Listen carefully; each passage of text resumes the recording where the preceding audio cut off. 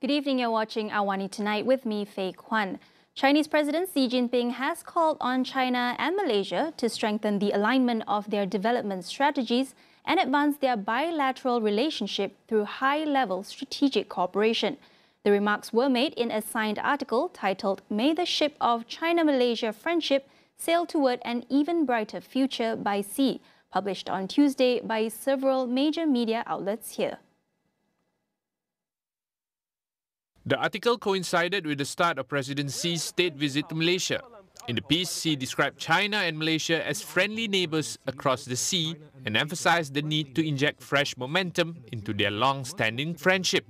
Xi said that China and Malaysia must enhance strategic communication, increase mutual political trust, follow through on the Belt and Road Cooperation Plan between the two governments. He noted that in 2024, bilateral trade between the two countries reached $212 billion, nearly a 1,000-fold increase since their establishment of diplomatic relations in 1974. He underscored that China has remained Malaysia's largest trading partner for 16 consecutive years.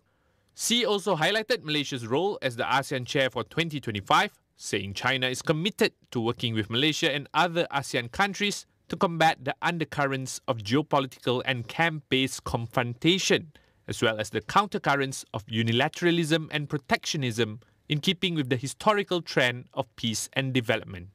Malaysia is the second leg of Xi's current 5-day three-nation Southeast Asia tour, which began with a 2-day state visit to Vietnam and will also take him to Cambodia for a state visit. Chinese President Xi Jinping's current state visit to Malaysia marks his first trip to the country since 2013. Joining me now is Zhao Yunfei, a reporter with CGTN, who's also part of the delegation with President Xi. Yunfei, thank you for joining us in the studio and taking the time to speak to us today. Thank you for having me, Faye. It's a pleasure to have you. Now, talking about President Xi Jinping, his visit comes shortly after the celebration of the 50th anniversary of diplomatic relations between Malaysia and China, and that was last year. What would you say is the significance of this round's visit for China's relationship with Malaysia and ASEAN as a whole? I think 50 is a great number, and this time President Xi is taking the opportunity to say that he's looking forward to the next golden 50 years. So certainly we're marking the first 5 decades and then coming up to the next 5 decades. But what makes this trip really unique for the Chinese president is also probably because of the role of Malaysia, given the fact that Malaysia is the chair of ASEAN this year. So certainly when the Chinese president making a visit here to Malaysia is not just the opportunity for boosting bilateral ties between singly the two countries, but also the ties between China and ASEAN. And now that's looking at the regional bloc as a whole, but if we're looking at just Malaysia and China for now, China, of course, has been Malaysia's largest trading partner for over a decade. And when we're looking at current global economic uncertainties, how would you say this trade relationship is being strengthened or made more resilient for the future? Well, there's many potential, given the fact that the year of 2024, last year, the trading volume was $212 billion. That's a record high. It's not just 6 consecutive years being as top trading partner as Malaysia, but also the way how it keep consistent. And there are so many more fields of cooperation. I was watching just now there was a signing agreement between the two countries. The two leaders, President Xi and Prime Minister Anwar, witnessed the signing. I do a rough count. It was 30 documents, and all the documents are very detailed.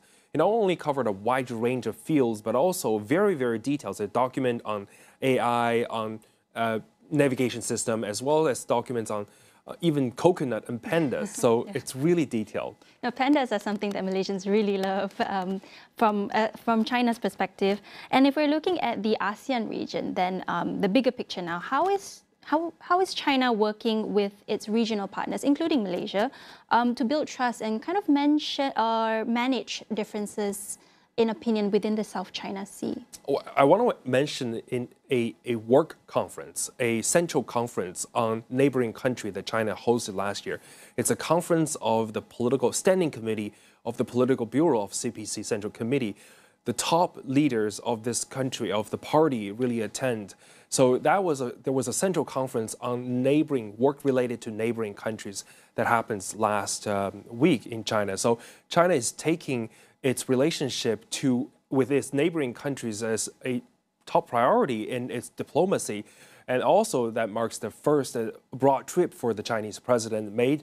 It's the three neighboring countries. You can tell how China has treasured its relationship with its neighbors, especially we're sharing the same Asian values. Definitely special also because it marks President Xi's first overseas visit for this year. Correct me if I'm wrong. That is. Yeah. And also because a lot of the overseas trips that President Xi usually make are bilateral or multilateral occasions. But this time it's 3 bilateral occasions. So it's quite unique. And having Malaysia as one of them just proves the long-standing relationship that the two countries have.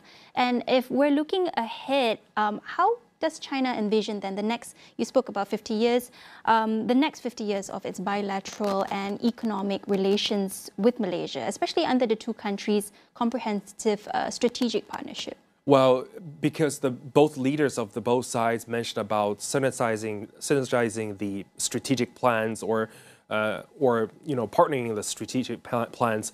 I think that means more than just economic ties, because this time China has also vowed to strengthen security cooperation, other fields of cooperation, and also because our trade has been already very successful, given the critical juncture of the tariff situation over here. But in addition to that, the infrastructure cooperation of both sides have also really being benefited over the past decades or so. And then what's the next step? I think it's a more in-depth practical fields of cooperation, including people-to-people bond. And that can really rely on heavily mutual trust between the two nations. You're right to say the deepening people-to-people ties really seems to be a priority here. Well, thank you so much, Yunfei, for offering your insights and talking about President Xi's very extremely timely visit in light of the US tariffs as well. I've been speaking to Zhao Yunfei from CGTN. We'll continue to bring you coverage on President Xi's visit to Malaysia, but for now we'll head for a quick break. Stay tuned.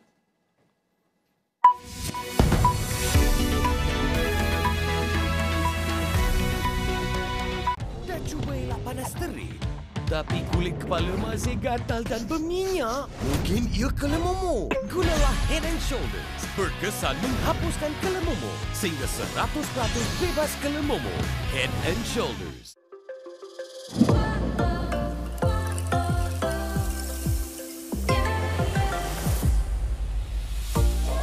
Maggi Curry.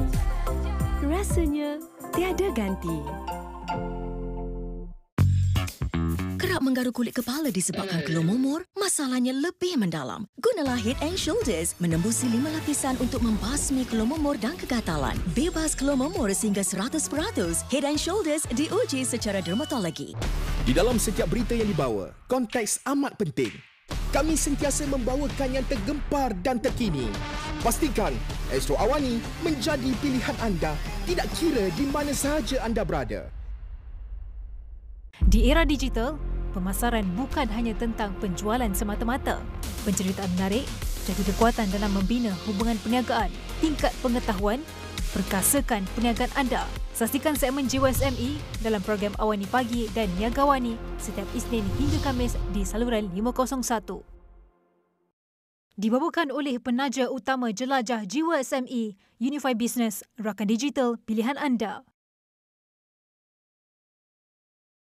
Malaysia sebenarnya berada di kedudukan kedua terburuk di dunia berkaitan keseimbangan hidup dan kerja. LRT3 sudah akan mula beroperasi suku ketiga 2025. Kerja-kerja fizikal dan penstrukturan sudah mencecah 95%.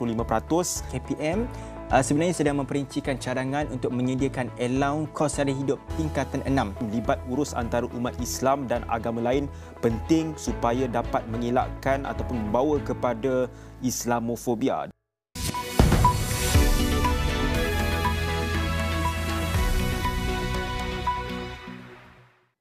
Welcome back. With ASEAN planning to pursue dialogue with Washington following a 90-day pause on reciprocal tariffs, there is a need for the bloc to focus on several key areas. Dr. Paul Anthony Maredas from Taylor's University outlines what the bloc should prioritize during its negotiations with the US. So when negotiating with the US regarding tariffs, ASEAN should consistently prioritize ensuring continued access to the US market for key exports, such as electronics and agricultural products. At the same time, efforts must be made to promote fair trade by enabling balanced access for US businesses to ASEAN markets. In this regard, key priorities include not only securing tariff reductions on vital goods, but also deepening cooperation in global supply chains, particularly in the technology and manufacturing sectors.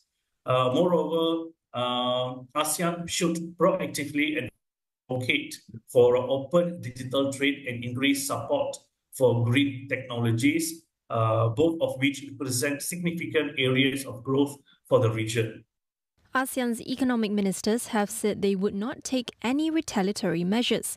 Therefore, Dr. Paul suggested a multifaceted strategy to navigate the long-term impacts of President Donald Trump's tariffs on the region. ASEAN must adopt a multifaceted strategy. This includes diversifying its trade partners and steadily strengthening ties with key markets such as China, the European Union, and Japan. Furthermore, regional integration can be continuously enhanced through frameworks like the ASEAN Comprehensive Economic Partnership. Sustained investment in innovation, particularly in the digital economy and emerging technologies, will gradually reduce reliance on traditional trade sectors. At the same time, ASEAN should actively participate in multilateral trade platforms like the World Trade Organization to consistently advocate for fair and open global trade policies.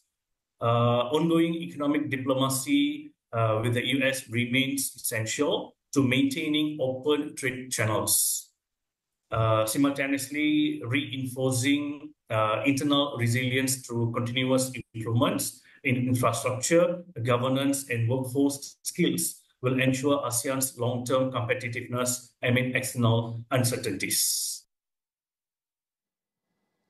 US President Donald Trump has ordered a probe into potential new tariffs on all critical mineral imports into the country. This marks a major escalation in his dispute with global trade partners and an attempt to counter industry leader China. Manufacturers, industry consultants, academics have warned Washington that the US is overly reliant on Beijing and others for processed versions of the minerals that power its entire economy. China is a top global producer of 30 of the 50 minerals considered critical by the US Geological Survey and has been curtailing exports in recent months. Trump signed an order directing Commerce Secretary Howard Lutnick to begin a national security review under Section 232 of the Trade Expansion Act of 1962. The same law that Trump used in his first term to impose 25% global tariffs on steel and aluminium, and one he used in February to launch a probe into potential copper tariffs. Japan's envoy for US tariff talks is en route to Washington today in a bid to discuss solutions to President Donald Trump's steep tariff measures. Economic Revitalization Minister Ryosei Akazawa says he is confident of striking a win-win agreement while protecting Japan's national interests. Despite being the biggest investor in the US, Japan took a hit from Trump's tariffs on cars, steel and aluminium.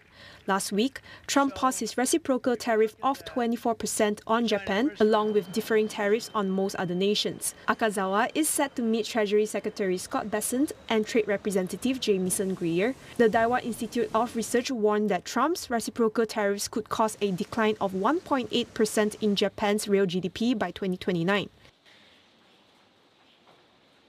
That report wraps up AWANI Tonight. Do check out our web portal, keeping you informed on the critical events shaping our world. All in one place at international.astroawani.com. That's all for now. I'm Faye Kwan. Thank you for watching and good night.